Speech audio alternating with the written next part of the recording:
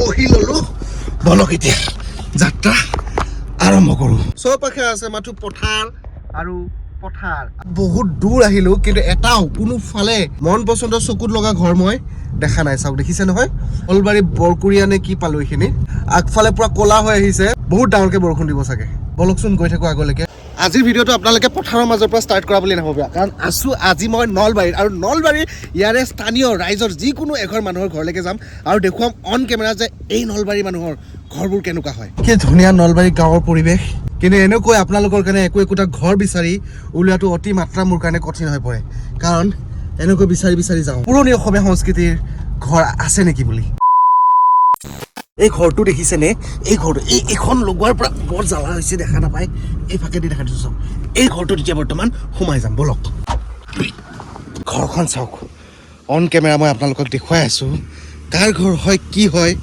মই একো নাজানো বহুতে মোক প্ৰশ্ন কৰে আপুনি জানেনে মই গম নাপাওঁ কাৰোবাৰ ঘৰ হয় গতিকে বলক চিধা এতিয়া সোমাই যাওঁ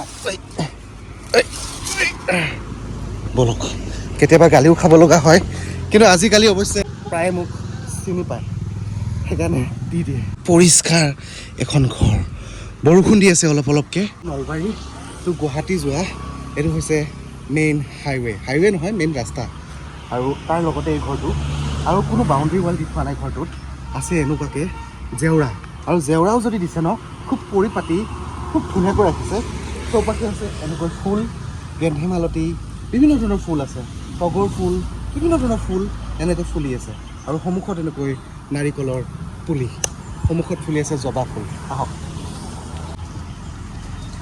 আৰু দৰ্জাত বহুত বিৰোধ কৰি দিলোঁ দৰ্জাত 1975 চনত বনোৱা বুলি লিখা আছে হয়তো নাজানো কাৰ ঘৰ হয় গালি খাব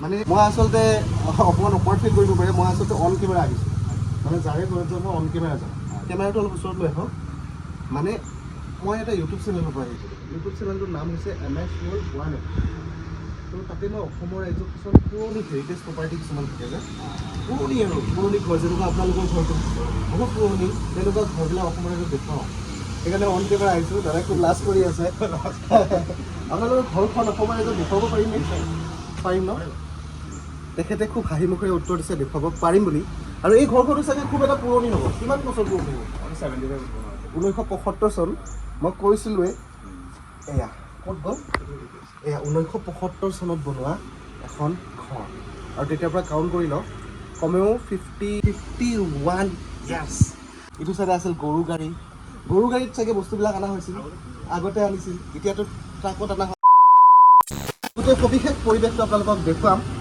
চাইডক তিনলাইন ভিডিঅ'টো স্কিপ নকৰিব আন ভিডিঅ'ৰ দৰে কিবা এটা ধামাকা হ'বলৈ গৈ আছে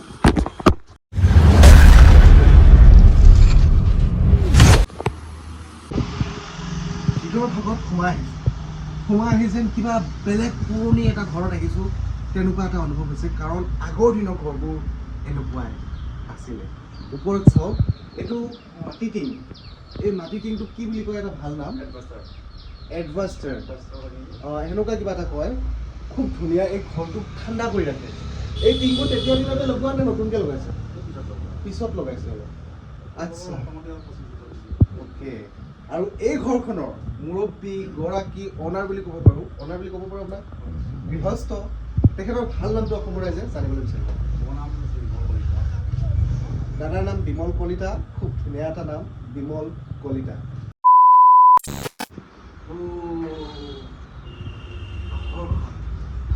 মাটিৰ বেৰ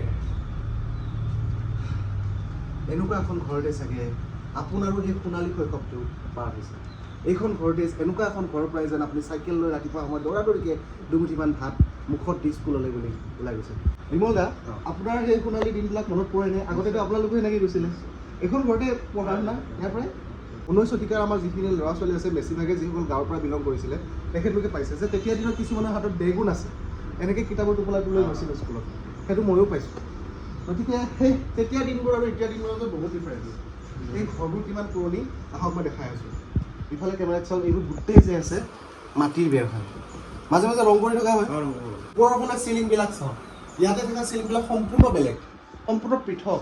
এই চিলিংবিলাক যে দেখিছে এইবোৰ বাঁহ আৰু তৰ্জা বেৰ ডাইৰেক্ট কাটি এনেকৈ লগাই দিছে। মানুহ কেইজন, পৰিয়াল কেইজন? 9টা পৰিয়াল, জইণ্ট ফেমিলি। 2 ভাই ককাই একেলগত থাকে, এটা পাকঘৰতে খায়। 2 ভাই ককাই 2টা পৰিয়াল এটা পাকঘৰতে বৰ্তমানো খাই আছে বৰ্তমান দিনত। গতিকে এটা ডাঙৰ কথা, আৰু মিলা প্ৰীতিৰ মাজত এনেকৈ চলি খাই আছে এইখন ঘৰ। 9টা 10টা কোঠালি আছে। নমস্কাৰ। বিয়া হৈ আহি এইখন ঘৰতে সোমাইছিল। কোনোবা যেতিয়া মানুহ আহে আলহী দুলহী আহি কয় নে আমাৰ দৰে যে কিমান ধুনীয়া পৰিৱেশ, কিমান ধুনীয়াকৈ ৰাখিছে ঘৰখন? কয় ন? তেতিয়া এই বিচনাখনৰ দাম কিমান পৰিছিলে খুৰীমা? ঘৰত বনাইছিলে এই ডিজাইনটো, তেতিয়া এনেকুৱা ডিজাইন চলি আছিলে। এই বিচনাখন তেতিয়া মৰমতে জীয়েকক বিয়াৰ সময়ত উপহাৰ দিছিলে যাতে জীয়েকে এতিয়া বেয়া হৈছে, অলপ চলপ লৰিছে, থৰক পৰা হৈছে। তেখেতৰ পুত্ৰই বিমল দাই কোৱা মতে যে এইখন পেলাই নিদিওঁ, এখন মাৰ চিন মায়ে বিয়াত আনিছিল, গতিকে সাঁচি ৰাখিছে স্মৃতি। এইটো আমাৰ পুৰণি কথাই আছে, এতিয়া মানুহ অলপ কমিল কমাৰ কাৰণে ছোৱালী ৰাখিল।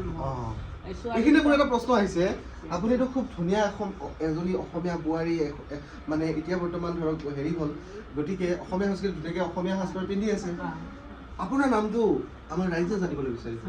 নামটো বীণাপানী কলিতা। খুব ধুনীয়াকৈ মানুহগৰাকী হাঁহি থাকে। আহক। এয়া কি চাউল ঘৰৰ নেকি?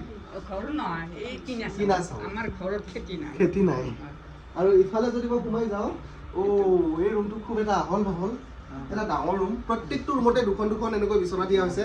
মানে আলহী দুলহী বেছি হ'লে আপোনালোকৰ চিন্তা নাই। মই ছোৱালী 3জনী বিয়া দিছো, সিহঁত আহিলে বিচনা নাটা হৈ যায়। চাওক 6-7টা কোঠালি, কিন্তু বিচনা নাটা হৈ যায়। মানুহৰ মাজত এই মিলা প্ৰীতি থাকিব লাগে। ইফালে হওক, এই ড্ৰেছিংখনো আপোনাৰ তেতিয়াৰে নেকি? বিয়াত লগত আনা। প্ৰত্যেকটো ৰুমতে এনেকৈ চিলিং দিয়া আছে। আৰু ইফালে আছে পুৰণি বাকচ, টেৰা, এইবিলাকতো মই আপোনালোকক বহুত দেখাইছোঁ।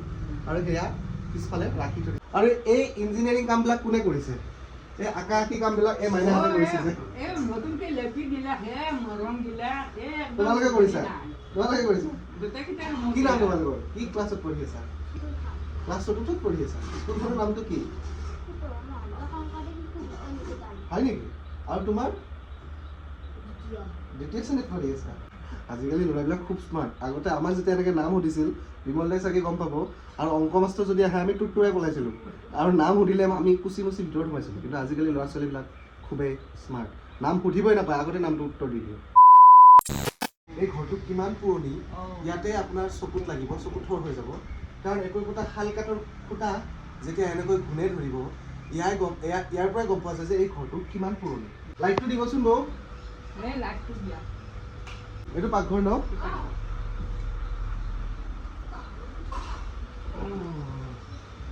পাকঘৰত খানা বনাই থকা হৈছে, দুপৰীয়াৰ আহাৰ। এইখন হৈছে ডাইনিং টেবুল। যিহেতু এইটো ঘৰত 2টা পৰিয়ালবৰ্গ কেইজন খুৰীমা? আমাৰ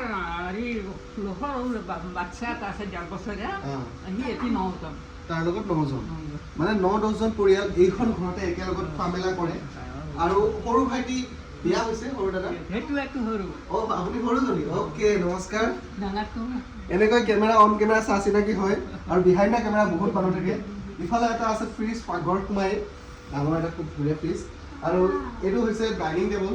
ইয়াতে খুব ধুনীয়াকৈ মধুৰিআম আছে, ঘৰৰ মধুৰিআম লৈ যাম এটা। ইয়াত ধুনীয়াকৈ ঘৰৰ মধুৰিআম সজাই থৈ দিছে। এনেকৈ টিং লগাই থৈ দিছিলে। ইয়াত পুৰণি এটা হাতমিৰা, য'ত পাকঘৰৰ প্ৰয়োজনীয় সামগ্ৰীবোৰ এনেকৈ পিটপিটাই চিনাকৈ ৰাখি থোৱা হৈছে। আৰু এইটো পাকঘৰ। ইফালে আছে ডাঙৰ বৌ, নমস্কাৰ। আৰু এনেকৈ মানুহৰ লগত অন কেমেৰা চা চিনাকি হয়। এইফালে খুব ধুনীয়াকৈ বনাই আছে পাকঘৰটোত খানা। 2গৰাকী বোৱাৰী খুব ধুনীয়াকৈ চাদৰ মেখেলা পিন্ধি, এনেকৈ মই আহা বুলি গম পাই চাদৰ মেখেলা পিন্ধিছে, এনেও পিন্ধি থাকে। এই বস্তুটোৱেতো গাঁৱত ভাল লাগে, কাৰণ এই মেক্সি, কুৰ্তি, তাৰপিছত চেলৱাৰ, এই বস্তুবোৰ নচলে। বেছি মডাৰ্ণ হ'বলৈ গৈ সেই নিজৰ সত্তাটো পাহৰি নাযায়, মিলা হ'ব লাগে যে। এই বস্তুটো গাঁৱৰ পৰিৱেশত আহিলে খুব ধুনীয়া লাগে। আৰু এনেকৈ 2গৰাকী বোৱাৰীয়ে একেলগত মিলা প্ৰীতিৰে ভাত বনাই আছে, ভাল লাগে নহয়? এটা সুন্দৰকৈ কমেণ্ট বক্সত কমেণ্ট লিখিব দুয়োগৰাকী বোৱাৰীৰ কাৰণে।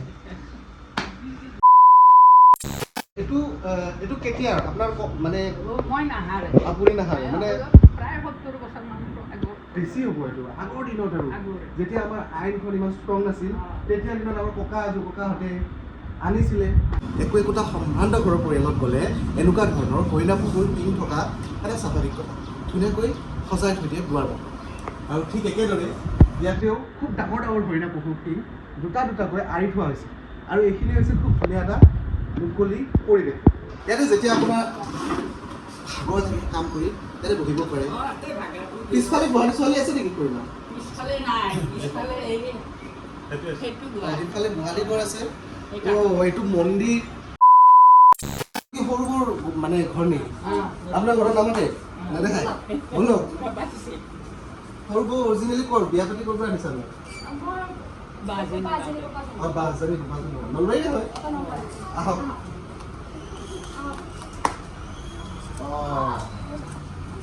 এইটো সৰু দাদাৰ ঘৰ তোমাক লৈ যাম মই আজি যাবানে মোৰ লগত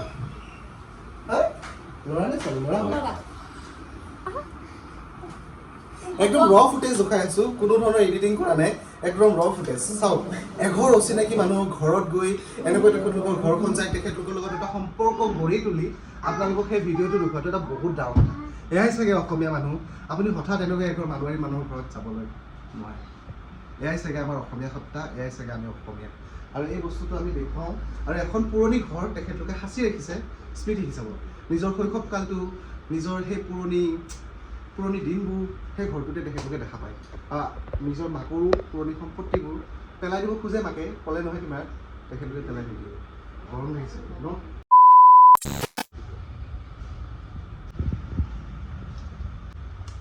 এটা পুখুৰীলৈকে আহিছোঁ এখেতলোকৰ পিছফালে থকা পুখুৰীটো এই পুখুৰীটোত গা ধোৱা হয়নে নিৰ্মল দা এতিয়া গা নোধোৱা আগতে ধুইছিলে সৰুতে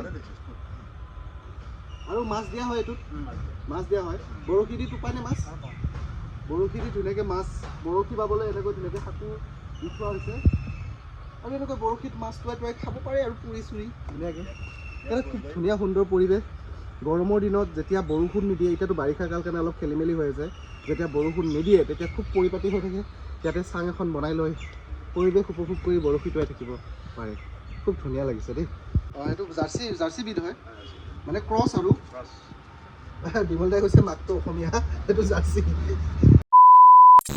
এইখনতো বহুত বেছি পুৰণা হ'ব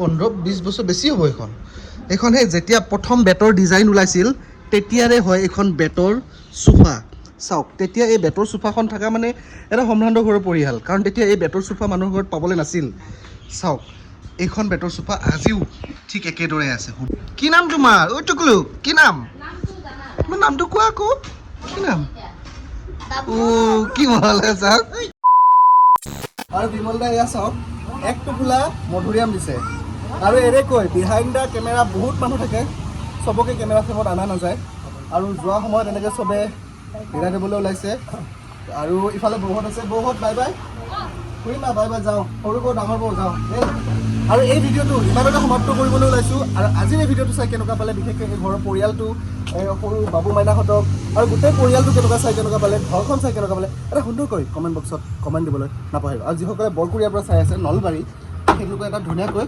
কমেণ্ট বক্সত কমেণ্ট দিবলৈ নাপাহৰিব লগ পাম এটা নতুন ভিডিঅ'ৰ লগত নতুন ঠাইৰ লগত এটা নতুন পৰিয়ালৰ লগত till then tata bye bye জয় আই অসম